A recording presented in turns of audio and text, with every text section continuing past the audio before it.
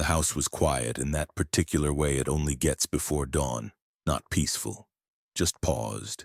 Like the world hadn't decided whether it was going to stay asleep or start hurting people yet. I woke up without an alarm, the same way I had for years. No sound, no movement. Just a shift inside my chest that told me something was off. The digital clock on my nightstand glowed 3 minutes before 3 in the morning. I lay still, listening to the familiar sounds of the place I'd worked hard to make safe. The refrigerator humming downstairs. The tick of cooling pipes. The wind brushing against the siding. Before I tell you what happened next, subscribe the channel and let me know in the comments what time it is where you are watching from. It helps more than you know. I didn't move yet. I never rushed that part. 16 years in the Marine Corps had trained my body to wait for confirmation, not comfort. Force Recon had burned that lesson deep. You don't react to fear, you react to changes. And then I heard it. Not loud, not careless. A soft metallic scrape, almost polite, coming from the back of the house. The door that led from the kitchen into the yard. The one I always checked twice before bed. My breathing slowed. My thoughts cleared. My daughter was asleep upstairs, 2 rooms down the hall. 8 years old. Still believed the world mostly worked the way adults promised it did. Still thought locks meant something on their own. I slid out of bed and reached into the nightstand. The weight of the pistol in my hand wasn't emotional. It was familiar, like muscle memory picking up where sleep left off. Another sound. A click this time. Controlled. Followed by footsteps. Multiple. 4 sets if my ears weren't lying to me. They were inside.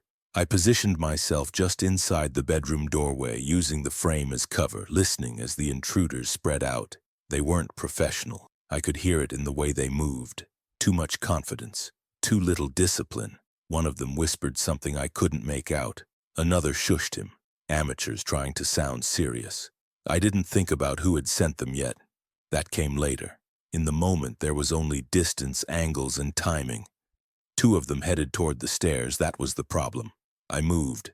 The first man never saw me. I crossed the space between us before his brain caught up with his eyes. My shoulder took his chest.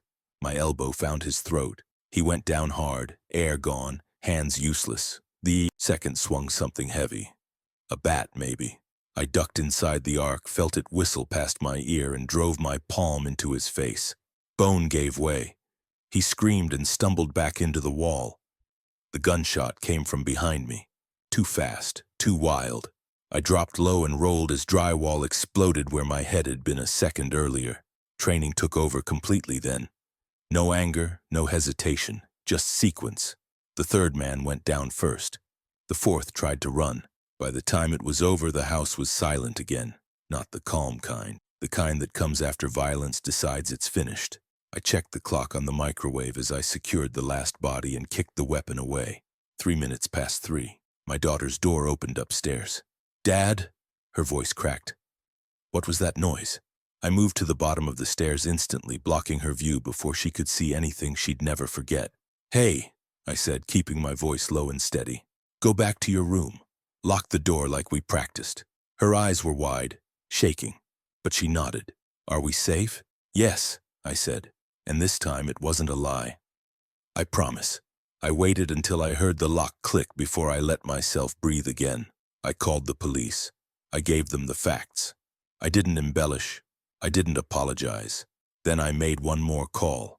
It rang longer than I expected. When my father-in-law finally answered, his voice was thick with sleep and irritation. "Do you know what time it is?"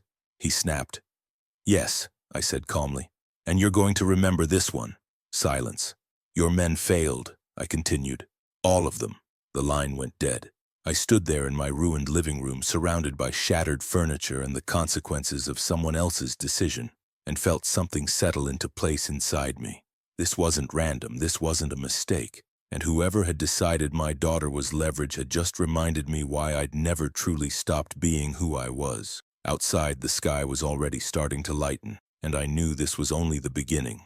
The police lights painted my living room in slow flashes of red and blue as the sky outside shifted from black to gray. I sat at the kitchen table with my hands wrapped around a mug I hadn't touched, listening to questions I'd already answered twice. I told them the truth, every piece of it that mattered, 4 intruders, forced entry, armed, my daughter upstairs. I defended my home. Castle Doctrine did the rest of the talking. They took photos, collected shell casings, stepped carefully around the damage like the house itself might still bite back. One officer kept glancing at me, the way people do when something about you doesn't fit the story they're telling themselves. I understood the look. I'd seen it on faces in other countries, other nights. My daughter stayed with the neighbors. I didn't want her anywhere near the aftermath. When she hugged me goodbye, her arms were tight, like she was afraid I might disappear if she let go. "You're coming back, right?" she asked. "I'm not going anywhere," I told her. That part was true. By mid-morning, the house was quiet again. Too quiet. The kind of silence that follows chaos when your ears keep expecting something else to happen. I walked through each room slowly, cataloging damage out of habit. Broken table, cracked wall, blood I'd missed the first time. I cleaned what I could, not because I cared about appearances, but because routine kept the mind from wandering where it shouldn't. That was when I allowed myself to think about why. 4 men didn't show up by accident. Someone paid them. Someone planned it. Someone believed I was just another obstacle they could remove. There was only one person with motive. My father-in-law had never hidden his contempt for me. From the day I married his daughter, I was an inconvenience, a phase she'd outgrow, a man who didn't belong in the world he'd built. After her death, the distance had turned cold. Calls routed through lawyers, conversations reduced to logistics, custody discussions framed as concerns, and now this. I made coffee, sat down, picked up the phone. I didn't call him. I called someone who owed me. His name was Caleb Morse, former Marine. Different unit, same wars. We'd crossed paths once overseas and stayed loosely connected after we both got out. He ran a private security consultancy now, the kind that lived in gray areas and billed in discretion. When he answered, he didn't say hello. "You sound awake," he said. "Someone tried to kill me," I replied. "And my daughter." There was a pause, then, "Send me the address." I did.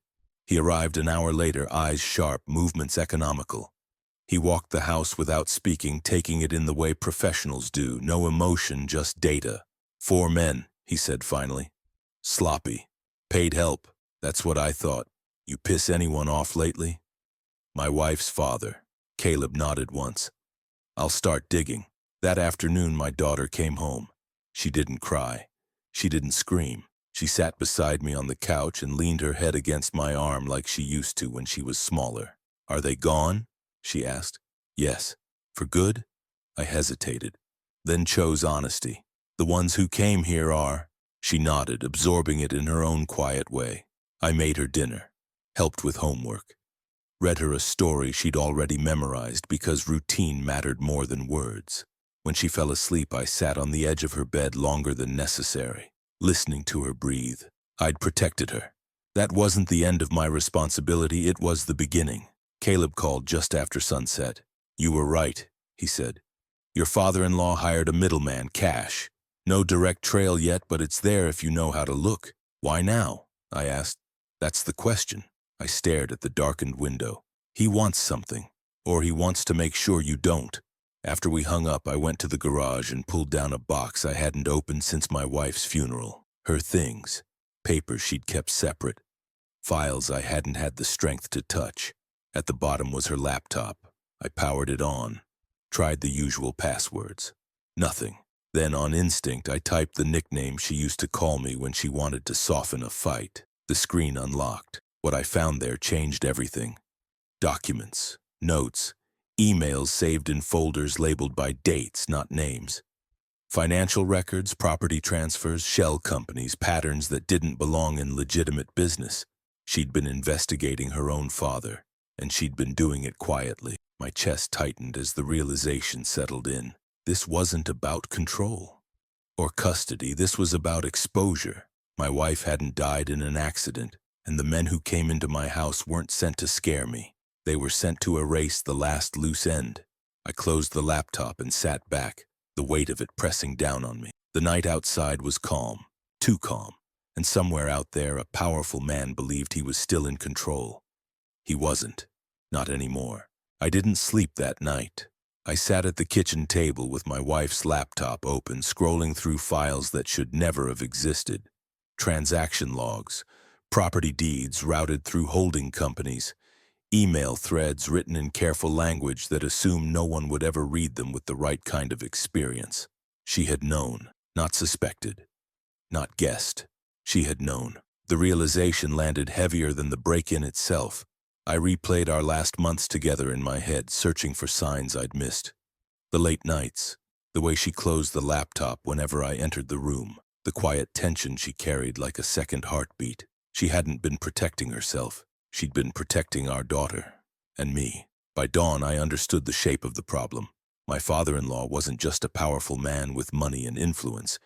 He was a man running something rotten beneath the surface, something that couldn't survive daylight, and now he believed I had proof, which meant he believed I had to disappear. I sent my daughter away that morning. Not far, just far enough. A close friend picked her up after breakfast. Someone she trusted, someone who didn't ask questions when I told them it was important. She hugged me longer than usual before getting in the car. "You'll come get me later?" she asked. "Yes," I said. "Soon." I waited until the car disappeared down the street before I let my face change. The first move wasn't violence. It never is if you're smart. I took the laptop to Caleb. We met in a quiet office park an hour outside the city. Neutral ground, clean lines, no cameras inside the suite. He didn't speak while he read, just scrolled, paused, scrolled again. "Your wife was brave," he said finally, "and thorough. Is it enough?" He nodded slowly. "Enough to scare him. Enough to break him if it ever reaches the right people, but not enough to stop him," I said. Caleb met my eyes. "Not yet." That afternoon, the pressure started. A lawyer's email arrived first. Polite, measured, concerned. It suggested we discuss recent events and ongoing family matters. No accusations, no threats, just a door opening. I didn't respond. Then came the visit. A black sedan parked across the street just before sunset. Sat there too long. Engine running. No one got out. They wanted to be seen. I let them see me seeing them. Sometimes acknowledgement is its own message. They left after 20 minutes. That night, my phone rang. I recognized the voice. Immediately. Calm. Cultured. Irritated that he was being forced into the conversation. "You've made things complicated," my father-in-law said. "You sent men into my house," I replied, "where my child sleeps. They weren't supposed to fail. There it was. Not denial, not outrage, confirmation. You should stop digging," he continued, "for your daughter's sake." I closed my eyes. "You don't get to say her name." A pause, then a sigh, like I was the inconvenience, not the obstacle. "You don't understand the scale of what you're dealing with," he said. "I spent most of my adult life dismantling people who thought that," I replied. The line went dead. The next day, Caleb called with updates. My father-in-law was moving assets. Quietly. Fast. Accounts shifting, properties transferred. The behavior of a man preparing for exposure or flight. "He's nervous," Caleb said, "which means he's dangerous." "Good," I replied. "Then he's predictable." That evening, I went back through my wife's files one more time. Slower, more carefully. That's when I found the folder she'd hidden inside another folder. Buried deep, labeled with a date that meant nothing at first. Inside were messages marked unsent, drafts, letters she'd written but never sent. One of them was addressed to me. "If you're reading this, it means I ran out of time. I didn't want to pull you into this, but I need you to know I didn't stop because I was afraid. I stopped because I thought I could fix it quietly. I was wrong. If anything happens to me, it wasn't an accident." I felt something tear loose in my chest. She'd known the risk, taken it anyway, and he'd killed her for it. That was the moment restraint stopped being the goal. Not revenge. Not yet. Resolution. I met Caleb late that night and handed him a drive with everything I'd copied. "I want him exposed," I said, "publicly, legally, completely." Caleb studied me. "And if he tries again?" I didn't hesitate. "Then I make sure he doesn't get a third chance." He nodded once. "I'll start lining things up." I drove home under a sky heavy with clouds, the kind that promise storms but hold them back just long enough to make you uneasy. Somewhere out there, my father-in-law believed he was still dictating terms. But he'd already made his last real decision the night he sent men for my daughter. Everything after that was just fallout waiting to happen. By the time the sun came up, the board had shifted. Caleb confirmed it before noon. 2 shell companies dissolved overnight. A commercial property my father-in-law had bragged about for years quietly changed hands. Not sold. Parked. The kind of move you make when you're trying to outrun a shadow. He wasn't just nervous anymore. He was preparing to disappear. That told me something important. Men like him didn't run unless they knew the ground beneath them was cracking.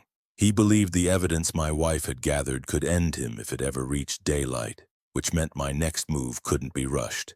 I spent the morning doing ordinary things: laundry, dishes, fixing a loose hinge on the back door. Routine kept my thoughts sharp and my emotions in check. That was always the balance, never letting anger drive, but never letting it sleep either. By early afternoon, Caleb sent a message with a single word: meeting.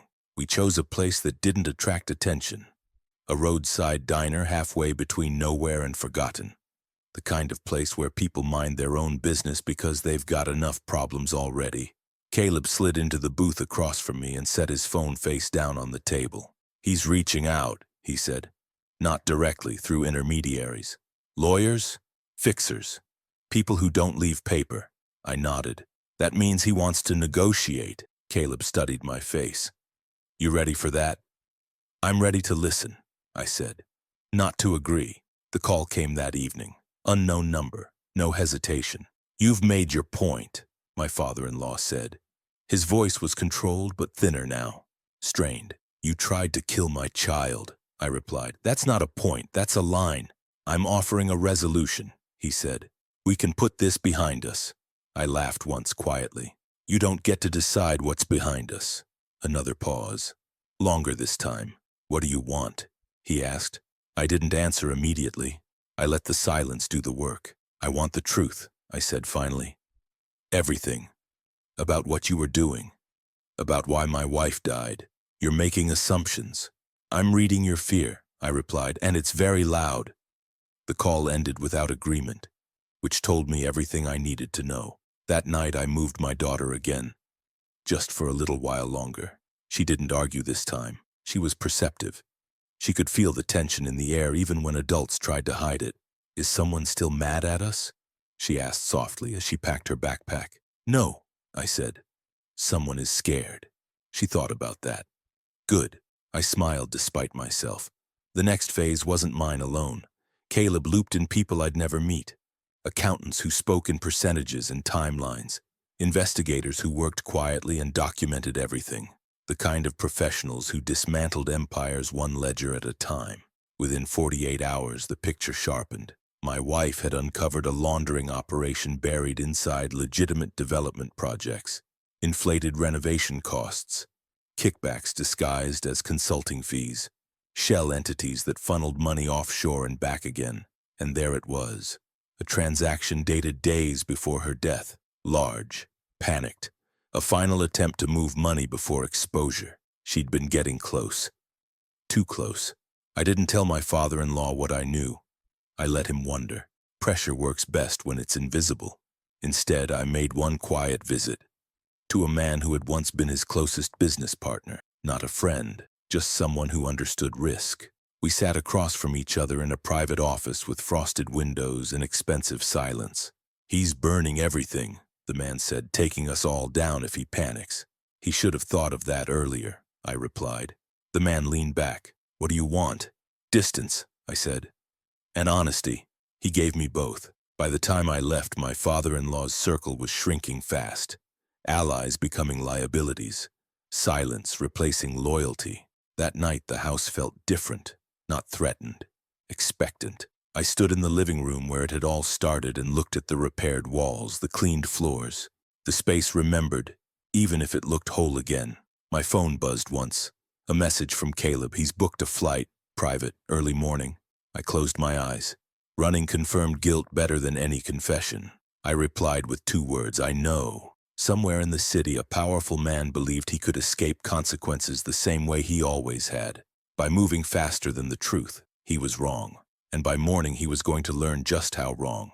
I arrived before he did. Private terminals are designed for people who don't like waiting or being noticed. No crowds, no announcements, just glass, concrete, and the quiet confidence of money that assumes the rules are optional. I sat where I could see everything. The doors, the tarmac, the jet warming up like it had someplace better to be. I didn't wear anything special. No disguise, no urgency. Just another man with a jacket, a phone, and a reason to be there. That was the advantage of being underestimated for most of your life. You learn how invisible you can be when you need to be. He showed up 15 minutes late. Of course he did. My father-in-law stepped out of a black sedan with the posture of a man trying to look unbothered. His wife followed a half-step behind, confused and pale, clutching a handbag like it was the last thing she still controlled. He guided her with a hand at her elbow, firm enough to bruise. I waited until they were inside. Then I stood. He saw me immediately.